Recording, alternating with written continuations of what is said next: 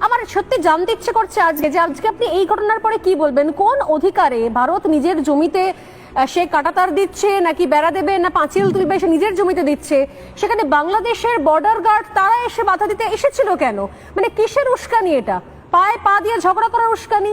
একটা যুদ্ধ করানোর জন্য একটা সুরসুরি দেওয়া? ভারত তো যুদ্ধ করতে চাইছে না, কোনোভাবে কোনো পদক্ষেপ নিচ্ছে না।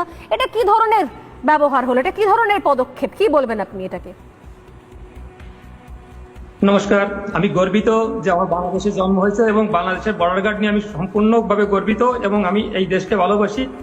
এই দেশের জন্ম আমার শত জন্মের কর্মের ফলে হয়েছে। কারণ বাংলাদেশের মতো একটা শক্তিশালী জন্মগ্রহণ করা একটা ভাগ্যের ব্যাপার, ভারতের মতো একটা দুর্বল দেশে জন্মগ্রহণ করা অন্য ব্যাপার।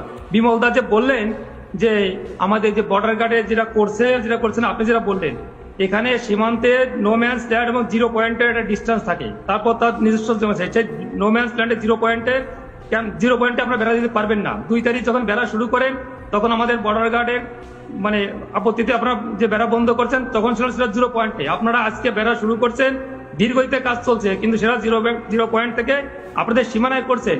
আপনাদের সীমানায় বেড়া দেবেন না, পুকুর কাটবেন না, গাছ লাগাবেন, এতে বাংলাদেশের কিছু আসে যায় না। আর বাংলাদেশ নিয়ে আমি যেভাবে বললেন দুর্বল, সরিষা খেতে ট্যাঙ্ক নিয়ে একবারও বলবেন না। আপনার বয়স কত আমি জানি না, আপনি 2001 সালে আপনার বয়স কত ছিল? 2001 সালে আপনারা উস্কানি দিয়েছিলেন সীমান্তে। সেখানে পাদুয়ায় 16 থেকে 19 এপ্রিল এই 4 দিন যে গন্ডগোল করছিলেন, সেখানে আপনাদের 18 জন বিএসএফ মারা গেছে, আমাদের মারা গেছিল মাত্র 3 জন। আপনাদের 2 জন বন্দী হয়েছে, আমাদের 1 জনের বন্দী হয় নাই। আপনাদের 2 জন আহত হয়েছে, আমাদের মাত্র 5 জন আহত হয়েছিল। মনে পড়ে না? লজ্জা করে না আপনাদের? বাংলাদেশ নিয়ে তাচ্ছিল্য করেন। 2001 সালে শিক্ষা হয় নাই, 2005 সালে 18 বর্ডারে গন্ডগোল করছিলেন, সেখানে আমাদের অ্যাসিস্ট্যান্ট কমান্ডার শ্রীমান জীবন কুমার।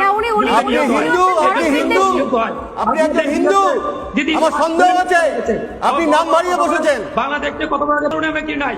বিমল বাবু যে বললেন 2001 থেকে 2005 দেখেন